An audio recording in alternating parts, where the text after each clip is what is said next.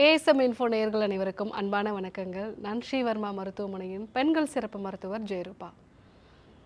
கோவிடுக்கு அப்புறமா ஒவ்வொரு வருஷமும் இந்தியாவில் 25,000 கோடி ரூபாய் நோய் எதிர்ப்பு சக்தியை அதிகப்படுத்துறதுக்கும் வைட்டமின் மாத்திரைகளுக்குமே செலவிடப்படுதாம். ஸோ அந்த அளவுக்கு மக்கள் நோய் எதிர்ப்பு சக்தி எவ்வளோ முக்கியம் அப்படிங்கிறத தெரிஞ்சுக்கிட்டாங்க. ஏன்னா கோவிடுக்கு முன்னாடி வரைக்கும் அதை பற்றி அவ்வளோவா யாரும் பேசலை. கோவிடுக்கு அப்புறமா என்னதான் வேக்சின்ஸ் எல்லாம் வந்தாலும் கூட நம்மளுடைய நோய் எதிர்ப்பு சக்தி ஆரோக்கியமாக இருந்தால் தான் புதுசாக வரக்கூடிய வைரஸ்லேருந்து நம்மளை பாதுகாத்துக்க முடியும் அப்படிங்கிறது மக்களுக்கே தெரிஞ்சிருக்கு. நோய் எதிர்ப்பு சக்தி கிருமிகள்கிட்டேருந்து நம்மளை பாதுகாத்துக்கிறது மட்டும் இல்லாமல் நம்ம உடம்புக்குள்ளேயே கேன்சர் செல்ஸ் உருவாகுது அப்படின்னா, நம்ம நோய் எதிர்ப்பு சக்தி ஆரோக்கியமாக இருந்தது அப்படின்னா இந்த கேன்சர் செல்ஸை உடம்பை விட்டு வெளியேற்றிடும். ஸோ நோய் எதிர்ப்பு சக்தி அப்படிங்கிறது நமக்கு ஒரு மிகப்பெரிய பாதுகாப்பு கவசமாக இருக்குது. வெளியிலேருந்து வரக்கூடிய கிருமிகளுக்கும் உள்ளே நடக்கக்கூடிய மாற்றங்களுக்கும் நம்ம உடம்புல WBCன்னு சொல்லக்கூடிய வெள்ளை அணுக்கள், அது கூட T cells, natural killer cells, antibodies, இது மாதிரி ஒரு பெரிய கூட்டமே இருக்குது. இது எல்லாமே கரெக்டாக இருந்தால் தான் நம்ம உடம்புல நோய் எதிர்ப்பு சக்தி ஆரோக்கியமாக இருக்கும். இதை எதெல்லாம் இதை பாதிக்குது அப்படின்னு பார்த்தீங்கன்னா, நம்ம சாப்பிடக்கூடிய உணவுப் பொருட்கள், தொடர்ந்து உடம்புல உண்டாகக்கூடிய இன்ஃப்ளமேஷன். ஸோ நம்ம சாப்பிடக்கூடிய உணவுப் பொருட்களாலேயும் தொடர்ந்து செடன்ட்ரி லைஃப் ஸ்டைலில் இருக்கும்போது இன்ஃப்ளமேஷன் நம்ம உடம்புல க்ரியேட் ஆகுது. நல்ல இரவு தூக்கம் இல்லாதது, மன அழுத்தம் அதிகமாக இருக்கிறது, இதுதான் நோய் எதிர்ப்பு சக்தி குறையிறதுக்கு மிக முக்கியமான காரணமாக இருக்குது.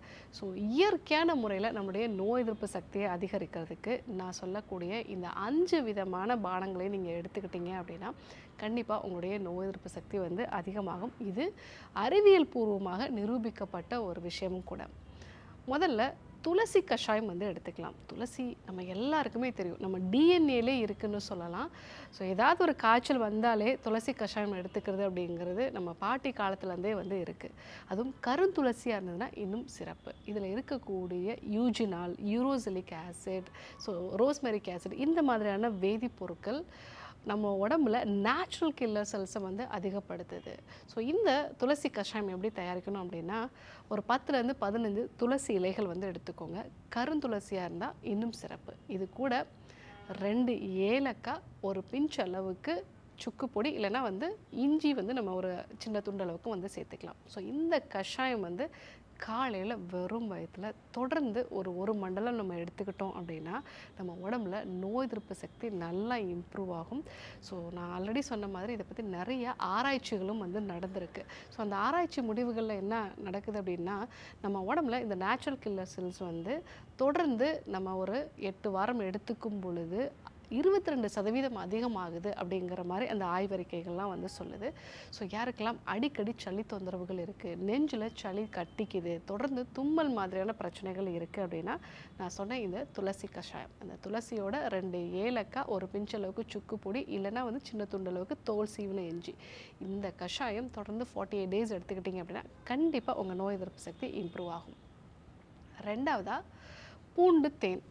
ஸோ தொண்டையில் வலி இருக்குது, டான்சில்ஸ் மாதிரியான பிரச்சனைகள் இருக்குது, தொடர்ந்து சளி எனக்கு நெஞ்சில் தேங்க ஆரம்பிக்குது அப்படின்னா இந்த பூண்டு தேனை யூஸ் பண்ணலாம். அதுவும் சின்ன குழந்தைகளுக்கு உண்டாகக்கூடிய டான்சில்ஸ்க்கு இந்த பூண்டு தேன்கிறது அற்புதமான மருந்து.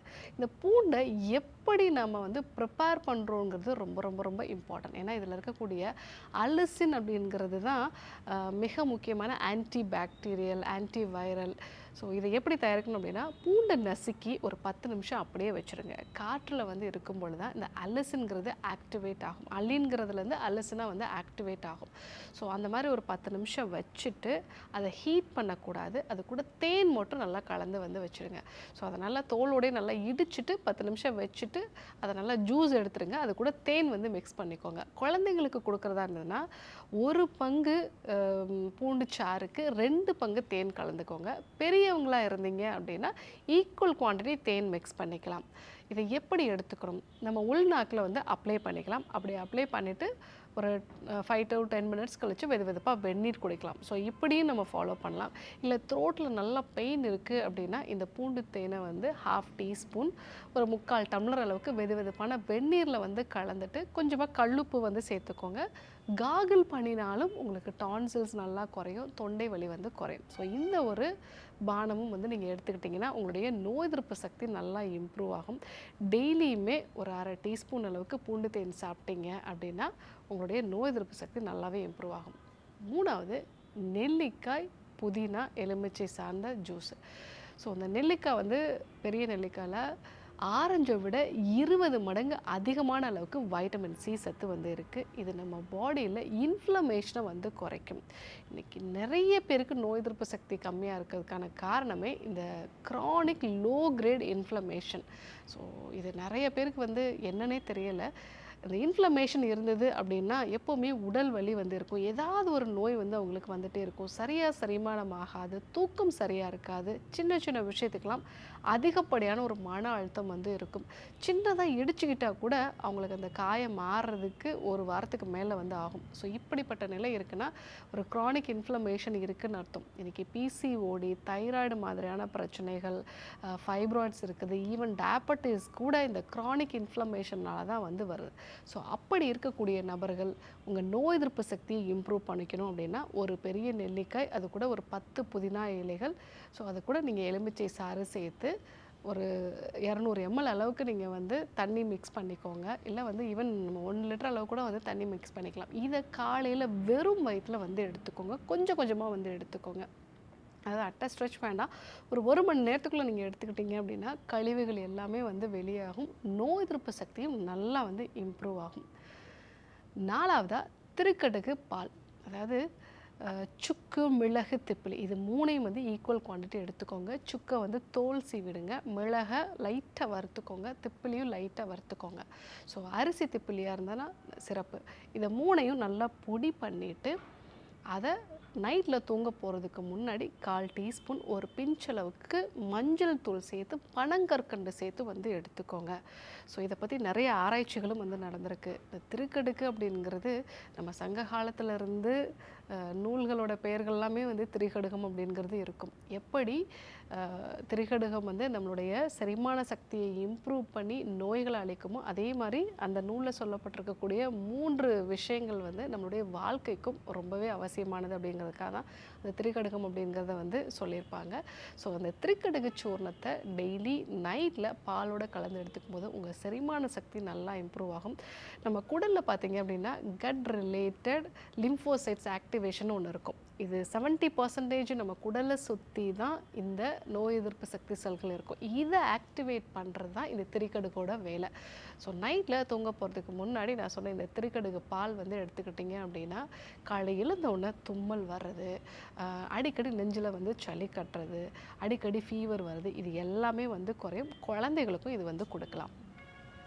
5வதாக வெற்றிலை மிளகு கஷாயம். இந்த வெற்றிலை வந்து செரிமான சக்தியை வந்து இம்ப்ரூவ் பண்ணும், நெஞ்சில் தேங்கக்கூடிய சளியை வந்து இது குறைக்கும். கார வெற்றிலை வந்து ரொம்ப நல்லது. இந்த கார வெற்றிலையை வந்து 2 வெற்றிலையை எடுத்துகிட்டு அதை வந்து நீங்கள் சின்ன சின்னதாக கட் பண்ணிக்கோங்க. அது கூட ஒரு 5 அல்லது 6 மிளகை 1-2 நீங்கள் தட்டி போட்டுக்கோங்க. இது கூட சின்ன வெங்காயம் வந்து கொஞ்சம் கட் பண்ணி போட்டுக்கலாம். அது கூட ஒரு பிஞ்சளவுக்கு மிளகு வந்து பிஞ்சளவுக்கு மஞ்சள் தூள் வந்து சேர்த்துக்கோங்க. இந்த ஒரு கஷாயம் வந்து காலையில் வெறும் வயிற்றில் நீங்கள் வந்து எடுத்துக்கலாம். இதுவும் உங்கள் நோய் எதிர்ப்பு சக்தியை இம்ப்ரூவ் பண்ணும். நோய் எதிர்ப்பு சக்தி அப்படிங்கிறது நம்ம சாப்பிடக்கூடிய இந்த வைட்டமின் மாத்திரைகள் இல்லை இந்த ப்ரோட்டீன் பவுடரில் இதில் மட்டும் கிடையாதுங்க. நம்ம செரிமானத்தை இம்ப்ரூவ் பண்ணுறது, நம்ம உடம்புக்குள்ளே இருக்கக்கூடிய WBCs நேச்சுரல் கில்லர் செல்ஸு இதனோட செயல்திறனை அதிகப்படுத்துறது, இதெல்லாம் தான் உங்களுடைய நோய் எதிர்ப்பு சக்தியை ஆரோக்கியமாக வச்சுருக்கோம். இன்றைக்கி நோய் எதிர்ப்பு சக்தியை ஆரோக்கியமாக வச்சுருக்கிறதுக்கு இந்த 5 விதமான பானங்களை பற்றி நம்ம வந்து தெரிஞ்சுக்கிட்டோம். ஸோ நீங்கள் இதில் எதை ஃபாலோ பண்ண போகிறீங்க அப்படிங்கிறத கமெண்ட்டில் சொல்லுங்கள். இதே போன்று இன்னொரு அற்புதமான ஒரு வீடியோவில் உங்களை சந்திக்கிறேன். நன்றி, வணக்கம்.